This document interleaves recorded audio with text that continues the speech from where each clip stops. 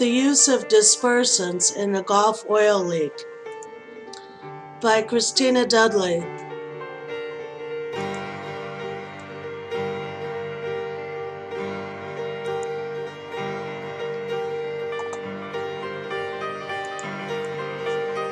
The April 20th, 2010 oil leak is the largest marine oil leak in the history of the petroleum industry. Flowing uncontrollably for 3 months, it leaked an estimated 4.9 million barrels of crude oil into the Gulf region. This dead zone off of the coast of Louisiana is a seasonal occurrence from agricultural pollutants. Nitrogen and phosphorus build up and flush into the Gulf region, a process called eutrophication. On September 19, 2010, after months of trying to seal the well was declared effectively dead. These are satellite photos showing the oil spilling into the Gulf region right outside of Louisiana. Miles of ocean front were covered in oil.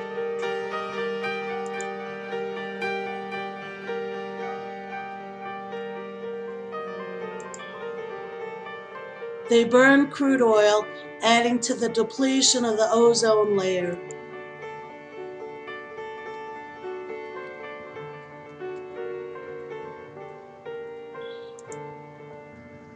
They retrieved oil.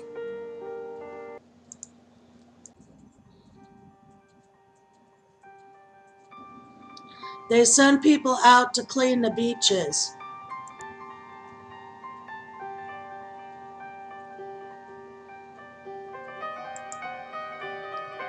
To combat the large oil spill, BP and the EPA decided to use the dispersant Corexit 9500.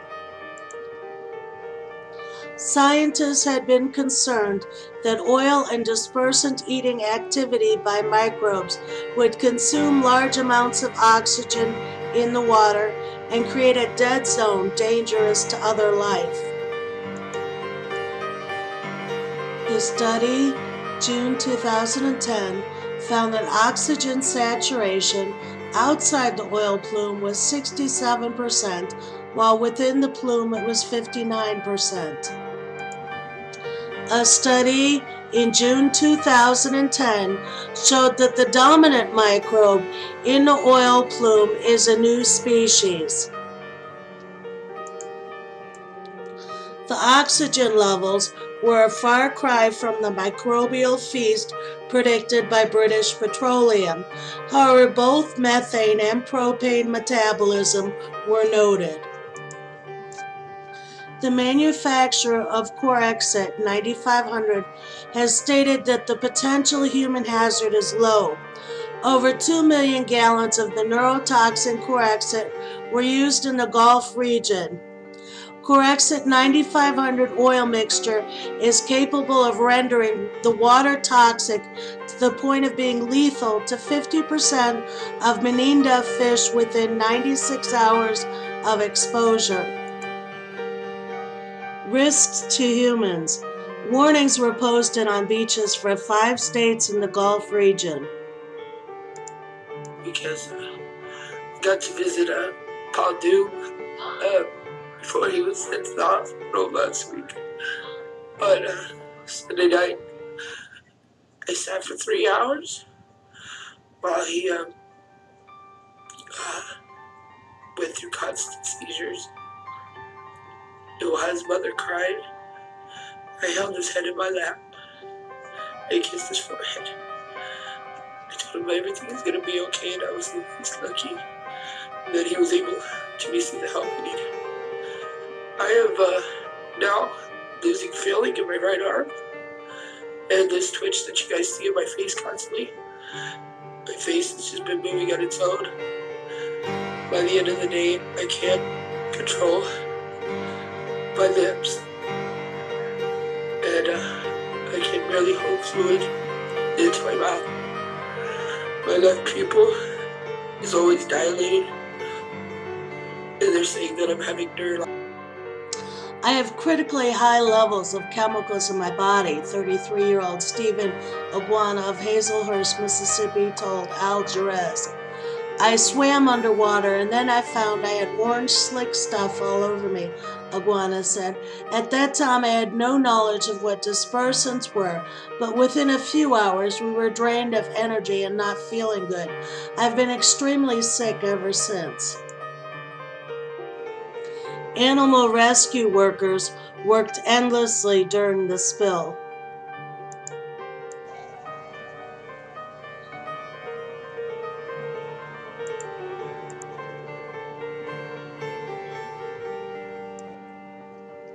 At risk were sea turtles and other marine mammals, as well as a multitude of birds that pass through this area every year during migration. Louisiana's state bird is among the many sea creatures affected by the BP oil spill.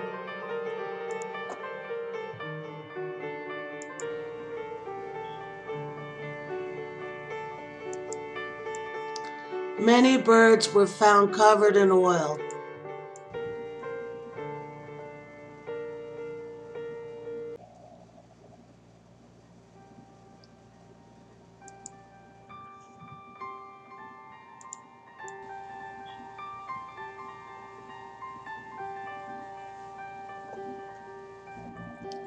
The Kemp's Ridley is the most seriously endangered of all sea turtles due to lingering impacts of the deepwater oil disaster on Gulf waters.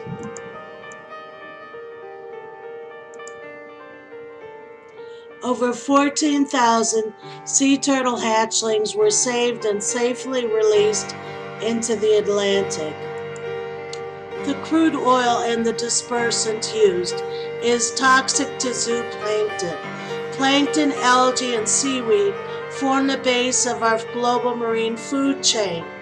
Humans, land mammals, and birds are on the upper end of the marine food chain, or consumers of marine life.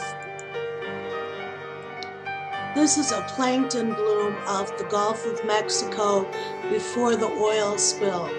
No recent photos are available of the plankton bloom since the catastrophe. As you can see from the satellite photo, the blooms of plankton occur close to the shoreline, as do some of the damages from the spill.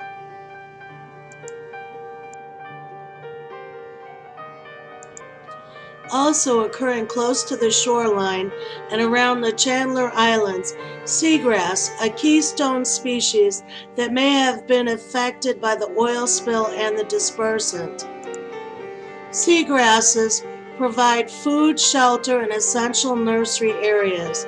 Through photosynthesis, these plants add to the amount of oxygen saturation in the water, and they also protect against coastal erosion.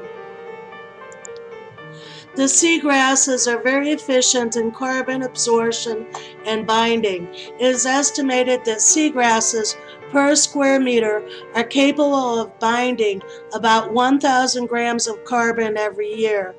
The ocean absorbs between 20 to 25% of global carbon emissions. Seagrasses may be a global keystone species because of its ability to bind carbon. Many simple life forms could be destroyed or mutated by the oil and the chemical dispersants used in the Gulf of Mexico. Other food chains or ecological communities may also be affected by the spill. An average bird's niche is to spread around seeds of fruits and other plants in its droppings and to control insect pest populations. This mutant, one-legged bird was sighted off the Pensacola, Florida coast in 2012. Migrating birds and insects could bring oil and chemicals from the dispersant back to their nesting areas, creating other mutations. These silicone brown patches and foam waters were also sighted in Pensacola, Florida in early 2012. The season closed early for oysters and shrimp in 2012 because of low weight. 2010-2012 Dolphin Unusual Mortality Event. Dolphins have stranded 9 times higher than normal. The scientists' preliminary results show that many of the dolphins in the study are underweight, anemic, have low blood sugar, and/or some symptoms of liver and lung disease. There has been talk of having BP restock the Gulf region as part of a settlement. So far, nothing definite has been agreed to. Wildlife and Fisheries Secretary told the Daily Comet back in 2010. Their website still mentions Jindal wanting the settlement. The ocean's biodiversity is threatened by increased human use, climate change, environmental pollution, and overharvesting. The Gulf oil spill polluted the air, the Gulf waters, the shoreline, and added to the destruction of the ozone layer. Despite the known casualties of the oil spill, the thousands of dead creatures, and the 11 men killed, the total effect of the spill remains unknown. Since 1907, over 46 million barrels of oil have spilled globally.